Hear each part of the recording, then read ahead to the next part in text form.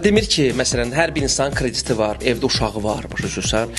İnsanlar elə fikirləşirlər ki, məsələn, bunun pulunu gecikdirərəm, eləyərəm, yaşayacaq da. Ən azından fikirləş, sənin özün kimi, sənin necə problemlərin var? Öz problemi, insanın özündə problem. Ona görə insan deyir, o əməkdaşın deyir, təri soymadan onun pulunu vermək lazımdır. Sahibkar olmaq hər adam başı üçün deyil. Şəxsi keyfiyyətin yoxdursa, onun dükandan, oradan, buradan almaq olmur da, başa düşürsən, şəxsi keyfiyyət. O istər-istəməz o pulu kimdəsə kəsmisənsə, kimisə haqqına girmisənsə, o %100 hansısa bir pavorotda, hansısa bir döngədə o çıxacaqdı 100%. Sahibkar biznesdə özünü necə göstərirsə komandasının yanında. O orada elədirsə, o %100 ailəsində də elədir. Yəni ailəsi də ondan belə narazıdır da. Yəni bunun axırı yaxşı olmayacaq.